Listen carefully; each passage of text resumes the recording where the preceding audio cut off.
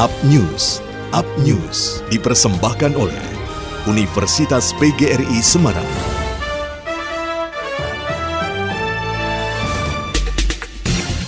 Pemerintah Kota Semarang membuka lowongan 3.532 formasi untuk mengisi kekosongan jabatan di sejumlah instansi. Jumlah itu terdiri dari 2.291 formasi pegawai pemerintah dengan perjanjian kerja dan 1.241 formasi calon pegawai negeri sipil. Formasi CPNS terbagi menjadi 579 formasi tenaga kesehatan dan 662 formasi tenaga teknis. Kepala BKPP Kota Semarang, Litani Satyawati, mengatakan pendaftaran telah dibuka sejak 30 Juni lalu. Mengenai syarat dan tata cara pendaftaran serta informasi lengkap di setiap instansi, BKPP telah mengunggah di website bkpp.semarangkota.go.id. Menurutnya, formasi untuk Kota Semarang tergolong banyak. Dari informasi tersebut, dia memprediksi pendaftar bisa mencapai 20.000 orang. Dia menegaskan seleksi CPNS dan PPPK ini tidak dipungut biaya apapun, dan apabila ada pihak yang menjanjikan dapat meloloskan seleksi dengan sejumlah uang, hal itu tidak dibenarkan. Selain itu, dia juga menghimbau kepada seluruh pelamar agar tidak percaya dengan oknum yang menjanjikan dapat meloloskan seleksi. Pihaknya akan menyeleksi administrasi sesuai dengan persyaratan, dan peserta akan diberi masa sanggah jika merasa hasil seleksi administrasi tidak sesuai.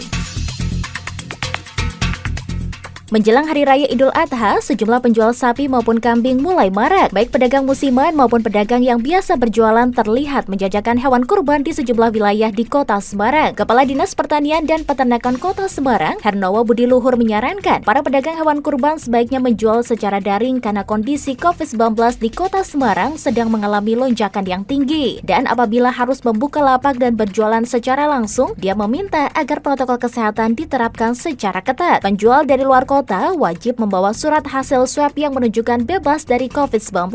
Tempat jualan juga harus mendapat izin dari pemangku wilayah setempat. Bukan hanya itu, pihaknya juga meminta agar penjual harus menyiapkan protokol kesehatan termasuk adanya tempat cuci tangan, pengukur suhu tubuh, dan tidak boleh berkerumun. Selain itu, dia juga meminta agar penjual dari luar kota untuk menunjukkan surat keterangan kesehatan hewan untuk hewan yang dijual di Kota Semarang. Diakuinya hingga saat ini pihaknya belum memiliki data jumlah hewan yang dijual di tempat penjualan hewan kurban di Semarang karena Dispertan sedang kesulitan dalam melakukan pendataan mengingat ada sejumlah pegawainya yang terpapar COVID-19.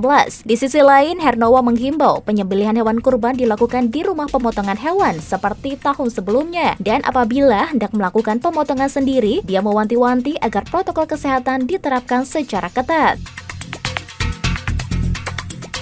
Fakultas Pendidikan Bahasa dan Seni Universitas PGRI Semarang dalam rangka Disnatalis ke-40 menggelar webinar nasional dengan tema Upgrade Semakin Bermakna. Hadir dalam kegiatan tersebut Dekan FPBS, Dr. Asrafah MPD, alumni sekaligus Sekretaris Dinas Pendidikan Kabupaten Grobogan, Dr. Wahono MPD, dan para wakil dekan serta pejabat struktural lain. Dalam sambutannya, Wakil Dekan 1 Nani Setiawati SSMHU menyampaikan jika kegiatan ini merupakan rangkaian kegiatan ilmiah yang digelar oleh FPBS dalam rangkaian Disnatalis. Menurutnya, banyak alumni serta mahasiswa FPBS pada khususnya yang merasakan setelah belajar di Upgris mendapat banyak pengalaman yang bermanfaat, dan hal ini menjadikan salah satu latar belakang kegiatan webinar tersebut. Dr. Wahono MPD juga menyampaikan bahwa bermakna merupakan mampu memberikan sesuatu yang lebih, dan menurutnya selama ini Universitas PGRI Semarang menjadi kampus yang selalu memberikan kesan dan kenangan yang positif bagi para mahasiswa, serta tidak sedikit mahasiswa atau alumni yang mendapat kerja sebelum lulus. Kampus Upgris juga selalu menjadi percontohan bagi kampus lain di Indonesia. Dia juga mengatakan bahwa peran alumni FPBL selalu menjadi inspirator dan role model. Menurutnya, alumni memiliki berbagai pengalaman dalam manajemen waktu, manajemen keuangan, manajemen pengembangan diri dan karakter. Dengan begitu, mahasiswa dapat terbantu dalam memperkuat kepercayaan diri, meningkatkan motivasi, dan menanamkan budaya yang benar selama kuliah dan ketika sudah lulus. Selain itu, dia juga berharap setiap alumni harus bisa menjadi sumber rujukan bagi mahasiswa dalam memperoleh pekerjaan di bidang yang dipilih.